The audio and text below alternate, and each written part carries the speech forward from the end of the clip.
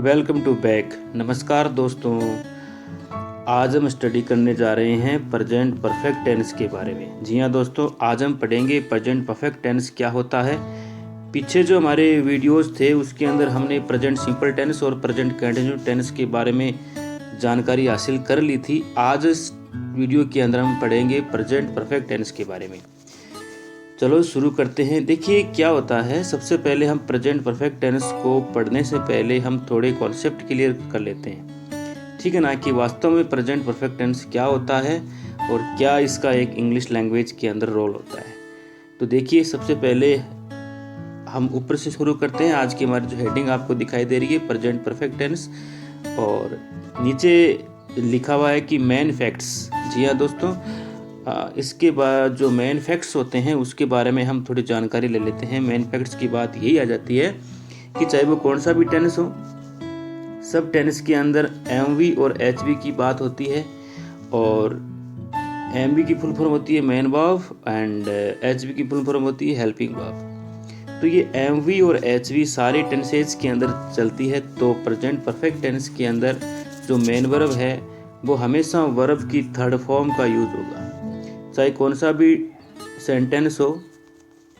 All sentences के अंदर हम वर्ब की थर्ड फॉर्म का यूज करेंगे। और इसके अंदर जो हमारी हेल्पिंग वर्ब यानी कि ऑक्सिलरी वर्ब रहेगी वो रहेगी हैज एंड हैव। क्या रहेगी? Has and have. तो हैव एंड हैज रहेगी, ठीक है ना। तो इसके अंदर जैसे हम बात कर लेते हैं कि इस टेंस के अंदर हमारे पास 2 हेल्पिंग वर्ब है। तो दोनों हेल्पिंग वर्ब का यूज कहाँ कहाँ होगा, तो वो नीचे मेरा यहाँ लिखा हुआ देखिए, एस लिखा हुआ है। इसका मीन ये होता है सिंगुलर सब्जेक्ट। जो हमारे सारे सिंगुलर सब्जेक्ट हैं उनके साथ हैज का उपयोग होगा, और जो हमारे प्लूरल सब्जेक्ट है उनके साथ हैव का यूज होगा। तो ये सिंगुलर सब्जेक्ट कौन कौन से होते हैं और ये प्लूरल सब्जेक्ट कौन कौन से होते हैं, ये मेरे पीछे वीडियो के अंदर बताए हुए हैं। इसके बारे में ज़्यादा जानकारी के लिए आप वो देखिए, आपको अच्छे से समझ में आएगा। तो आगे बढ़ते हैं। आगे बढ़ने से पहले हम क्या करते हैं, meaning of PPT. It means present perfect tense, यानी कि प्रेजेंट परफेक्ट टेंस के मीनिंग के बारे में जान लेते हैं कि एक कॉन्सेप्ट क्लियर कर लेते हैं कि वास्तव में प्रेजेंट परफेक्ट टेंस क्या होता है। तो यहाँ लिखा हुआ है कि एन एक्शन और situation that started in the past and continues in the present. इसके अंदर ये लिखा हुआ है कि मान लो कोई ऐसी एक्शन या फिर कोई सिचुएशन जो पास्ट टेंस के अंदर शुरू हुई थी, पास्ट टाइम के अंदर शुरू हुई थी, जो प्रेजेंट टाइम तक कंटिन्यू है यानी कि जारी है, चलती आ रही है, वो जो टेंस होता है वो टेंस कौन सा होता है? प्रेजेंट परफेक्ट टेंस होता है। इसको हम ज़्यादा समझने के लिए हम एक डायग्राम का यूज करते हैं। देखिए हम इसको जैसे मैंने इस प्रकार से बनाया और बीच में ये, तो हम इससे समझने की कोशिश करते हैं। जैसे मान लो कि ये जो आगे वाला हिस्सा है ये तो है फ्यूचर टाइम, और ये पीछे वाला जो हिस्सा है ये है पास्ट टाइम, और जो सेंटर वाला हिस्सा है ये है प्रेजेंट टाइम। तो हमने टाइम को 3 भागों में डिवाइड कर दिया, पास्ट कर दिया, प्रेजेंट एंड फ्यूचर, ठीक। अब देखिए प्रेजेंट परफेक्ट टेंस क्या होता है कि जैसे मान लो कि कोई घटना जैसे पास्ट में हुई, पास्ट का मतलब ये हो गया कि जैसे ये 2003 लिख देते हैं और हम यहाँ लिख देते हैं 2020 प्रेजेंट के अंदर आज। तो 2003 पास्ट में आ गई और 2020 प्रेजेंट में आ गई। जैसे मान लो कि मैंने एक एग्जांपल लेता हूँ कि Ram has lived in Jaipur for 10 years, यानी कि राम जयपुर में 10 वर्षों से रह रहा है। तो जैसे 2003 के अंदर उन्होंने रहना शुरू किया, ये बात कब की हो गई? पास्ट में हो गई। और 2020 में के अंदर भी वो रह रहा है, तो ये प्रेजेंट की हो गई, यानी कि ये पास्ट वाली सिचुएशन अभी प्रेजेंट तक कंटिन्यू है, तो ये प्रेजेंट परफेक्ट टेंस है। अगर पास्ट की बात प्रेजेंट तक कंटिन्यू नहीं होती तो ये पास्ट टेंस के अंदर चली जाती, जबकि कोई पास्ट की बात जब प्रेजेंट टाइम तक कंटिन्यू रहती है, उसका जो क्या बोलते हैं, उसका जो प्रभाव है वो प्रेजेंट टेंस तक रहता है। तो वो जो टेंस होता है ओवरऑल उसको हम क्या बोलते हैं? प्रेजेंट परफेक्ट टेंस बोलते हैं। ठीक है, एक थोड़ा सा कॉन्सेप्ट था, हम आगे बढ़ते हैं, देखते हैं। देखिए आगे इसका जो मेन की टर्म है, यानी कि ओवरऑल हमने जो पीछे बातें की और उसकी जो मीनिंग्स है उसको पढ़ा, उन सब चीज़ों को देखते हुए हम ये आइडिया लगाते हैं, ये एक निष्कर्ष निकलता है कि जो मेन की टर्म है ना वो ये है कि a link between the past and the present, यानी कि present perfect tense past tense का और प्रेजेंट टेंस का एक लिंक है। इन दोनों को आपस में क्या करता है, लिंक करता है। और ये लिंक कौन करता है, प्रेजेंट परफेक्ट टेंस करता है। जैसे पास्ट को प्रेजेंट से लिंक करना और जो प्रेजेंट है ये पास्ट से लिंक होना। ये दोनों बातें किस टेंस के अंदर होती है, ये दोनों बातें प्रेजेंट परफेक्ट टेंस के अंदर होती है। प्रेजेंट परफेक्ट टेंस पास्ट में होते हुए भी उसका इफेक्टिव, उसका प्रभाव प्रेजेंट टाइम तक रहता है, वो टेंस कौन सा होता है, प्रेजेंट परफेक्ट टेंस होता है। जैसे हम यहाँ पर 2 एग्जाम्पल लेते हैं। 1 नंबर एग्जाम्पल है I have just bought a pen. I have just bought a pen. 2 number example है he has cut his finger. He has cut his finger. 1 number sentence I have just bought a pen, यानी कि मैंने अभी एक pen खरीदा है। तो ये जो पेन है ये हमने कब खरीदा, पास्ट में, और ये पेन अभी भी हमारे पास है, यानी कि प्रेजेंट टाइम के अंदर है। यानी ये पेन खरीदा गया पास्ट में, लेकिन प्रेजेंट टाइम के अंदर भी हमारे पास है। तो इसका मतलब जो पास्ट की बातें थी वो प्रेजेंट तक है। इसका मतलब ये टेंस कौन सा है, प्रेजेंट परफेक्ट टेंस। और दूसरा देखने आप, प्रेजेंट परफेक्ट टेंस के अंदर हैज हैव प्लस वर्ब की थर्ड फॉर्म आएगी।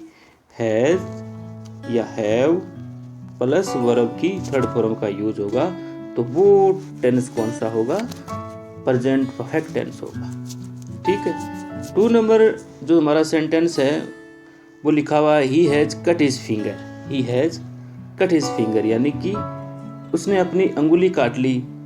तो अब जो अंगुली पास्ट में कटी थी अभी भी कटी हुई है, यानी खून बह रहा है, तो ये प्रेजेंट में अभी कटी हुई है। कटी कब थी, पास्ट में थी। तो ये ओवरऑल सारी बातों को देखा जाए तो जो पास्ट की बातें प्रेजेंट तक है, प्रेजेंट टाइम को जो टच करती है ना वो प्रेजेंट परफेक्ट टेंस होता है। यानी कि पास्ट की बातें प्रेजेंट टाइम को टच करती है, वो जो टेंस है वो कौन सा है, प्रेजेंट परफेक्ट टेंस। ठीक है ना। तो आप वीडियो देखते रहिए, मेरे साथ बने रहिए, आगे बहुत अच्छा मटेरियल है आपके लिए तैयार किया है, पढ़िए, अच्छा लगेगा। तो इससे हम थोड़ा आगे बढ़ते हैं। तो अब हम देखते हैं अकॉर्डिंग टू सेंटेंस। पीछे हमने एक थोड़ा कॉन्सेप्ट क्लियर करने की कोशिश की थी, अब हम अकॉर्डिंग टू सेंटेंसेस देखते हैं, क्योंकि टेंसेज के अंदर सेंटेंस चलते हैं, जैसे पॉजिटिव सेंटेंस, नेगेटिव, इंटरोगेटिव जैसे। तो पॉजिटिव सेंटेंस की बात करते हैं तो इसका जो स्ट्रक्चर है इस प्रकार से बनता है। सबसे पहले सब्जेक्ट आएगा, फिर हेल्पिंग वर्ब, फिर मेन वर्ब, फिर ऑब्जेक्ट, फिर अदर। तो हेल्पिंग वर्ब इसकी हमें पता है हैज और हैव है।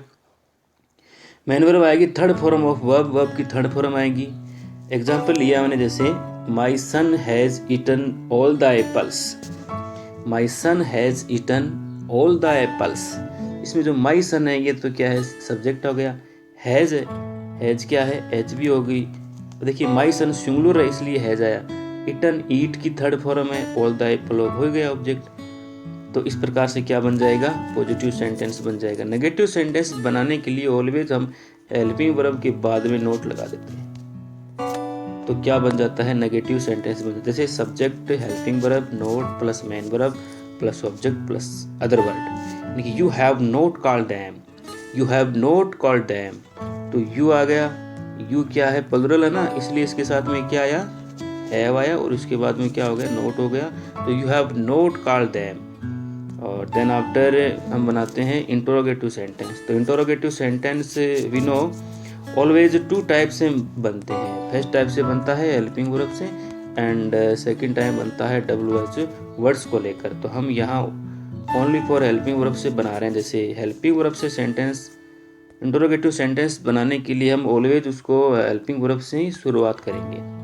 और एंड में सारे जितने भी क्वेश्चंस होते हैं उनके एंड में हम क्वेश्चन मार्क ऐड करते हैं। तो हेल्पिंग वर्ब हमने यहाँ पर हैज ली, has he come here, has he come here, end में क्वेश्चन मार्क, तो हैज हेल्पिंग वर्ब हो गई और ही आ गया सब्जेक्ट, सिंगुलर है इसलिए हैज आया था, और कम आ गई थर्ड फॉर्म और हेयर आ गया एडवर्ब यानी कि ऑब्जेक्ट टाइप हो गया। तो इस टाइप से क्या बनता है, हम according to sentence positive, negative, interrogative sentence बना सकते हैं। तो इससे थोड़ा आगे बढ़ते हैं और देखते हैं। देखिए इसके अलावा कुछ एडवर्ब हैं जो ऑलवेज प्रेजेंट परफेक्ट टेंस के अंदर ही यूज होते हैं। इस ऊपर लिखा हुआ है the adverbs just, yet, ever, never, already, recently, lately, for, since are used in this tense. In this tense it means present perfect tense. Okay, तो जैसे हम यहाँ पर एग्जाम्पल्स लेते हैं, तो एग्जाम्पल में लिखा है he has just finished his work. इसमें देखो जस्ट एडवर्ब का यूज हुआ है, इट मीन्स ये कौन सा टेंस है, प्रेजेंट परफेक्ट टेंस है, क्योंकि साथ में जस्ट आ गया, दूसरा हैज आ गया और तीसरा वर्ब की थर्ड फॉर्म आ गई। तो टोटली इसको रिकॉग्नाइज करें तो ये क्या हो गया, प्रेजेंट परफेक्ट टेंस हो गया। ठीक, दूसरा देखो Sandeep has lived in Jaipur for 10 years। Sandeep है जो 10 वर्षों से कहाँ रहता है, कहाँ रह रहा है, जयपुर में। तो संदीप क्या है, एक सिंगुलर नाउन है इसलिए हैज आ गया, और देन आफ्टर वर्ब की थर्ड फॉर्म आ गई, और जब 10 year आया तो इसलिए 4 आ गया, तो 4 क्या एडवर्ब है।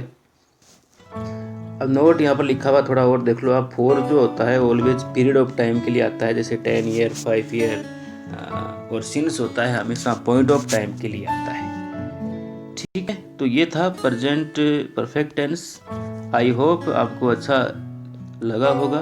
मोर वीडियो के लिए मेरे चैनल को सब्सक्राइब कीजिए, और आपको थोड़ा बहुत भी डाउट लगे और थोड़ा बहुत भी आपको ऐसा लगे कि यहाँ कुछ ऐसा होना चाहिए था, तो प्लीज़ कमेंट बॉक्स में लिख कर बताइए मुझे, मैं आपकी शंका दूर करूँगा।